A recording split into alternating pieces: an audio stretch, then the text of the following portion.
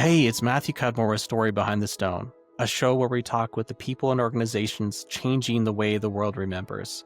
What if your final resting place helped protect a forest? In this episode, we're joined by Gillian Nye, Forest Memorials Manager at Better Place Forests, a nonprofit which operates 9 conservation memorial forests across the United States. With locations stretching from the redwoods of California to the Berkshires of Massachusetts, Gillian brings us behind the scenes of how folks, including veterans' families, are choosing legacy trees instead of gravestones, and how forest memorials are preserving natural landscapes for generations to come. If you care about legacy, nature, or just want to hear how one organization is making memorials both meaningful and regenerative, this episode is a must listen. Thanks for tuning in.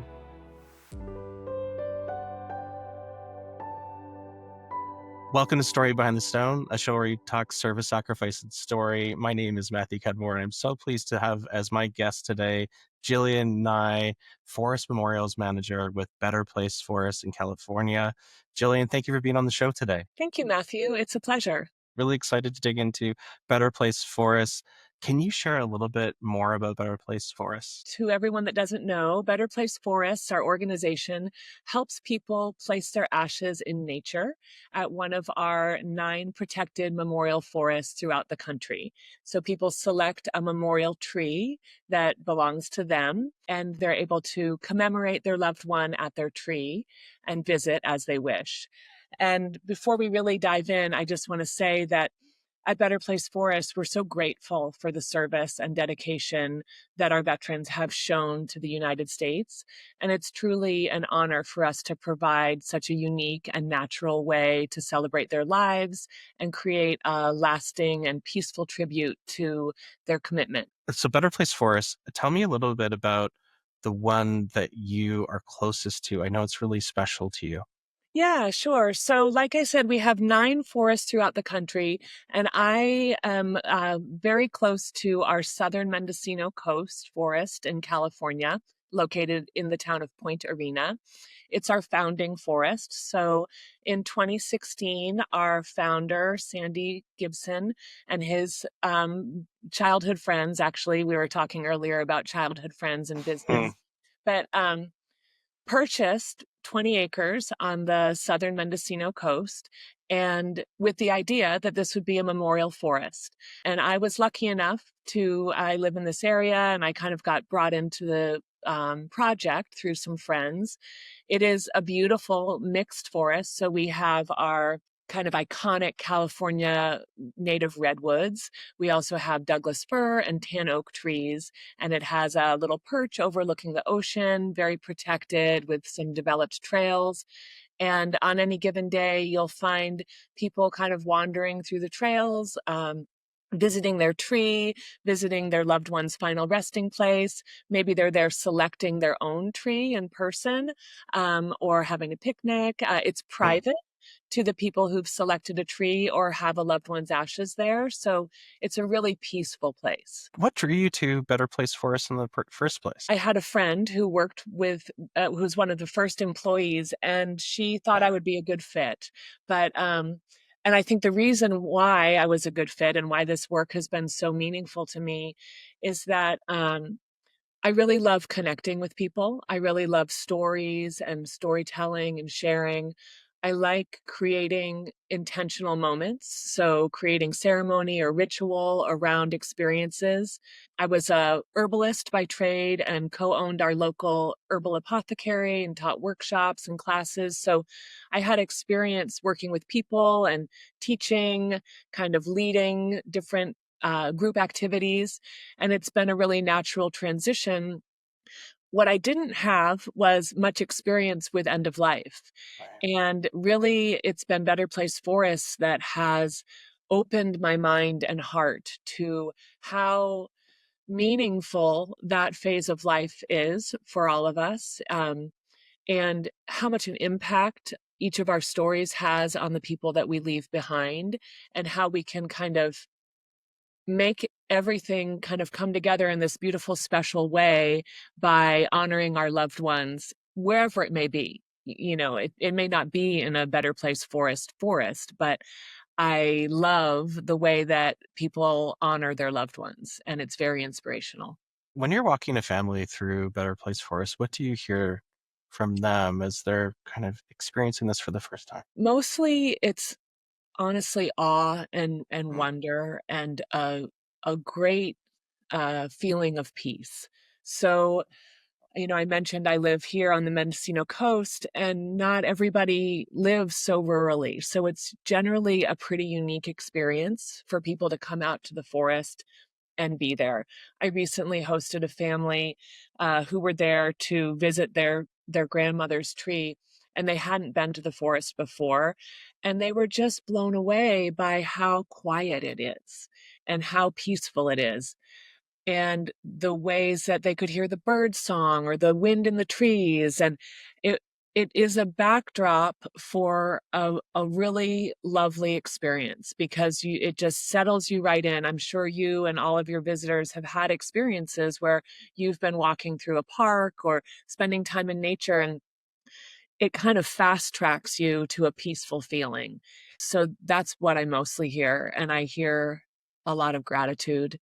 It's very fulfilling work in that way because most of the people I interact with, even though they may be experiencing a tragic grief or a very impactful grief, they are also experiencing appreciation of the beauty. So you have, you said it was 9 locations across the United States. Yes. Have you visited any of the other locations? I visited most of them. So, as my role as the Forest Memorials Manager, I have the honor and joy to be able to visit our forests and work directly with our forest teams to help train them and onboard them, to guide forest memorials, to work with guests and their families, and also to ensure that our forests are being maintained and um, taken care of, developed in a wonderful way so that people have access to trails, and there's quite a consideration for safety. I visited 7 of our 9 forests. I still have 2 that I hopefully will visit this year, and they're all Mm. unique. Everyone is different. Actually, our Point Arena forest is our smallest forest at Yeah. 40 acres now. Um, our largest is 200 acres, and we purchase high conservation value land, so land that might be slated for development or used as a resource, and we protect it and we put it in perpetuity for visitation for people who select a tree, and maintain the trails and access so that people can, come and enjoy. What do you tell new employees about kind of the mission, the values, and the family experience as well? Our main mission is to offer people a space in nature for healing and integrating their grief into their lives. Yeah. And so customer experience is top of mind for us. And we have been beyond lucky to find incredible people to work in our forests. Most people are drawn to this work from their own personal mission or their own personal story, generally of loss or of some kind of healing in nature. Um, so we have kind of a progressive training where we're teaching people how to interact with customers. We've got the safety component of being out in a forest, and then we do a grief training. So honoring that many of our customers and guests are in some phase of grieving, or they will be at some point, and we want to make sure to meet them with compassion and empathy all along the way throughout the whole experience. You started on this journey, I think you mentioned earlier in 2018. What would your 2018 person think about what you're doing today? I think they would be proud of my growth, because, as I said, I kind of came into this line of work without really knowing what Mm. end of life work meant. And I have learned so much from the families that I have had the opportunity to with. Everybody has shown me something. Mm. And my intention is that I have also been able to have a positive impact on their lives. And I think that, we We see grief in a lot of different ways, and a lot of times there's an overwhelming feeling of sadness and loss. And what the forest experience shows us is that in all death, there is also growth. There's new growth. There's life. Um, in the forest, we can literally see life sprouting from death. And I see that with our customers as well. We see children visiting their grandparents' memorial site, and we see people who are pregnant coming to honor a loved one. And then years later, we see that child coming to visit as well. And it's not just with families who have more people coming through, but we see hope and joy coming through, or wonder at a bird or at the way that the rain stops right when it's time for the ceremony to begin. And so I just think there's been a lot of joy and growth and realizing that there's more to death than sadness and grief. I want to turn the lens to the families. What's it like to do a veteran burial at a Better Place Forest? I'll admit that I didn't really have it on my radar Mm. that that would be something I would experience when I first started this work. And interestingly, one of the very first forest memorials that we ever hosted throughout the entire company at our first forest in Point Arena that I was present at and facilitated was for a military veteran. Wow. And his daughter was the memorial planner, and she had organized to have a flag ceremony and taps and a rifle salute. So that's that we don't always have all three at one time.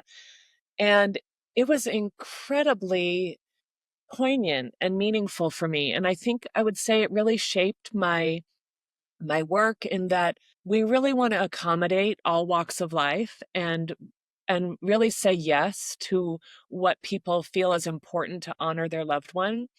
And this was just a a wonderful example and a wonderful way to start that.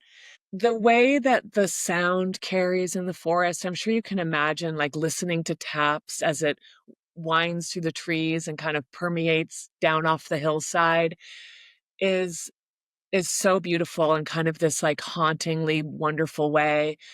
And then I've always appreciated, and I've had, the experience to be at many flag ceremonies in our forest, the dichotomy of something so kind of, like, precise Mm. and formal in a natural setting beneath the redwoods or beneath the aspen trees in our Flagstaff forest. It is it's a beautiful photo.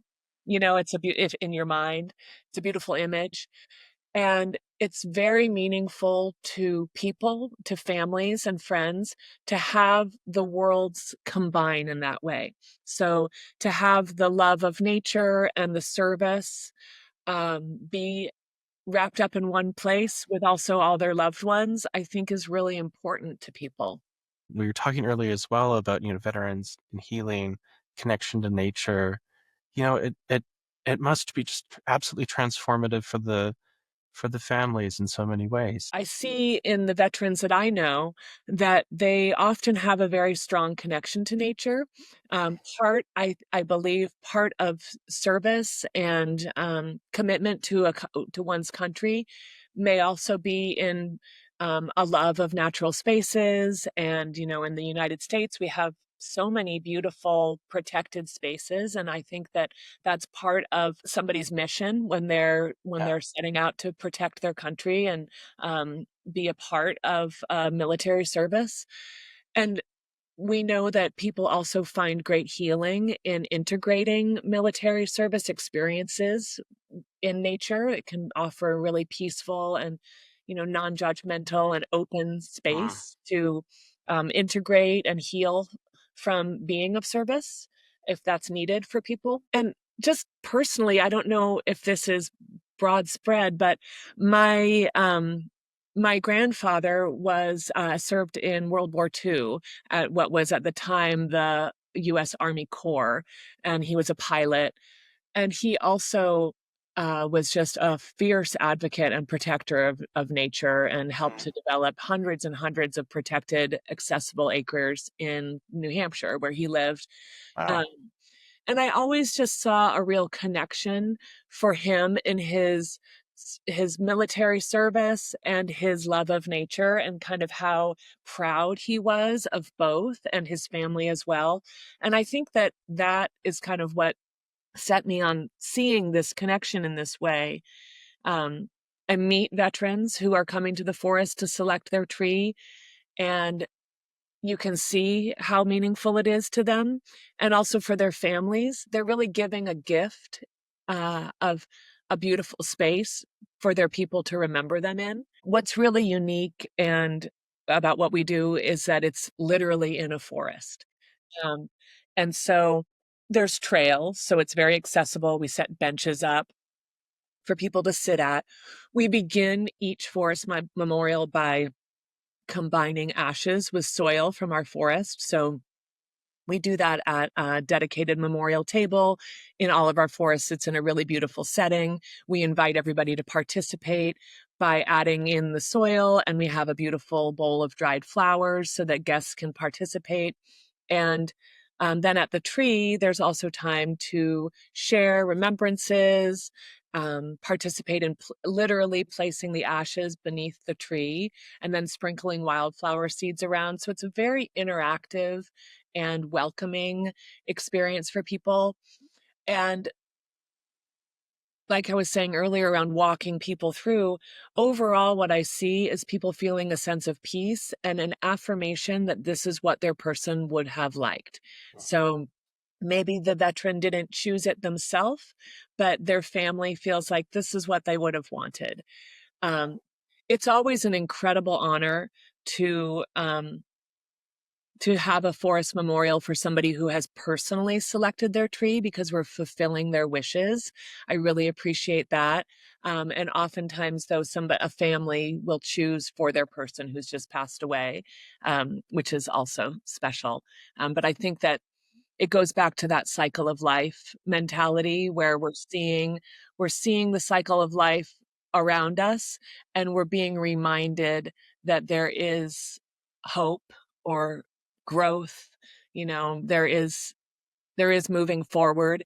And I think that our veterans really show us perseverance and strength and um, dedication.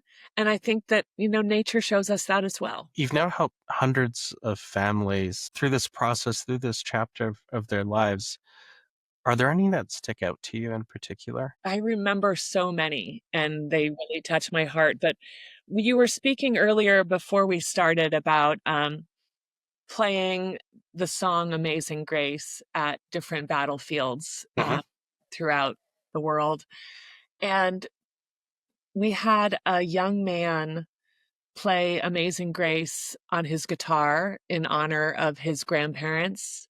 His grandmother was a military nurse, and it was his tribute to them. And it was so beautiful.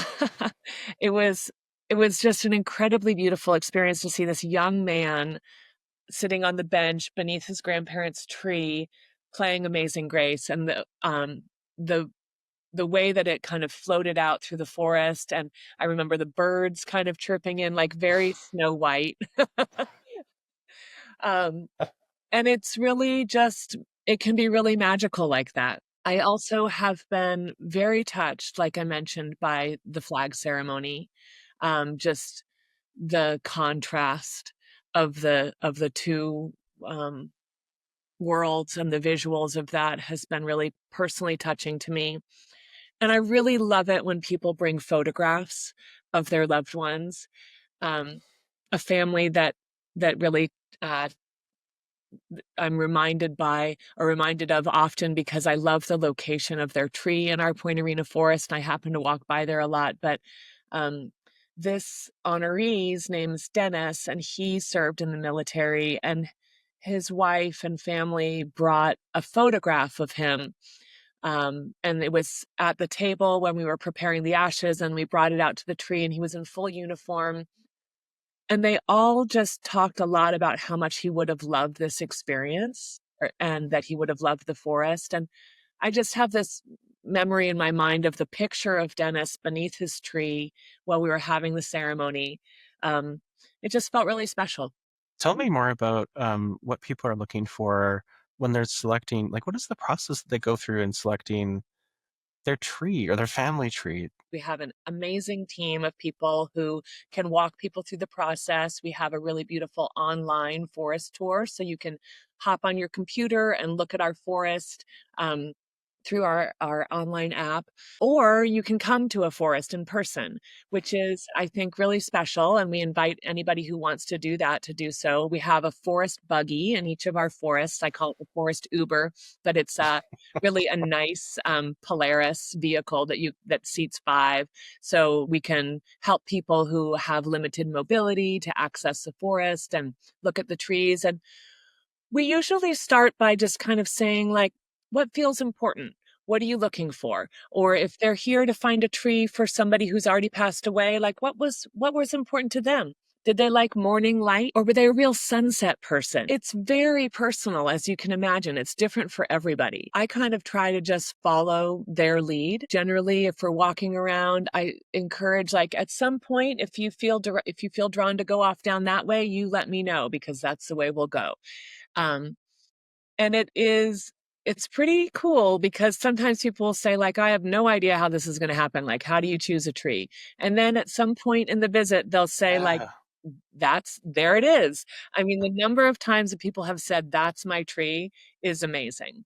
But we have a pretty sophisticated system where we can be tracking what they like while they're looking at trees, and make a Mhm. list, kind of like a um, compare and contrast list, so we can look at it all together and say, like, this is what you liked about this.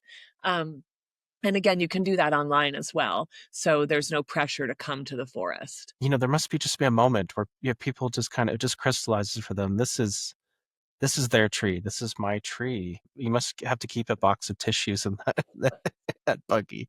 It's kind of surprising that I haven't started crying yet today, because I tend to get really emotional when I'm sharing how it has affected me. One of the things that has been a really meaningful gift to me is helping people who are facing their own end of life. Maybe they have a chronic illness, find their tree, and be able to be supportive to somebody while they are facing their death, and also considering what their final resting place will be, has been just a really beautiful and meaningful experience. I want to turn our lens a little bit, to the future. What's going on at Better Place for Us, and how can people kind of support the mission, get involved, stay in touch? I encourage everybody to look us up online. We have a beautiful website. We're Better Place Forests. We also are on Instagram. And on Instagram, if you follow Instagram, we share a lot of customer stories and beautiful photographs that are just really inspirational and fun. So I encourage people to check us out on Instagram under Better Place Forests. We've recently transitioned to being a nonprofit organization, which we are very excited about, and hope for the next near future. After we kind of get all the dust settled, we'd like to really focus on programming and partnerships. And I really have a vision of bringing more people to the forest to enjoy it. And I'm excited about people who might not have as much opportunity to get to nature, who might be um, elderly, or requiring having some health concerns. I'd like to bring those people to the forest. We love talking about what we do, as you can tell. It's really wonderful. And for our veterans, we actually also offer a 10% discount, just to honor the service, and would really love to hear from anybody who's curious. You're so talented at painting this vivid picture of the experience, and I'm struck. For anyone listening, you won't be able to see this, but there is a beam of light, literally shining upon you, and I just, it looks forest-like. I can't It's quite describe it, but It is kind of funny yeah, that this is happening right now. I'm in my home office and there's light coming in yeah. me. Anyway, it's very forest-like. I can just imagine just that transcendental, transformational experience that families are having, that you're enabling with Better Place for Us. And so I just want to thank you, Jillian, for coming on the show today and for chatting, sharing a little bit more.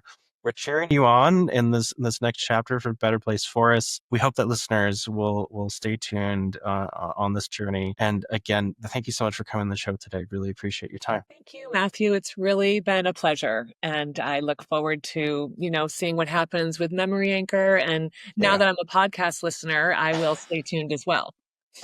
Glad to have you on board. For our listeners, thank you for tuning in. Better Place Forests is on betterplaceforests.com and on their socials, Better Place Forests. Thank you again, Gillian, for joining us.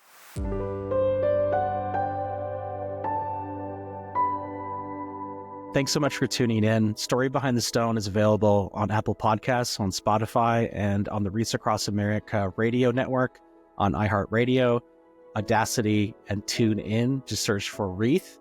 We air every Thursday at 10 a.m. Eastern on the Reach Across Radio Network. Thank you for tuning in.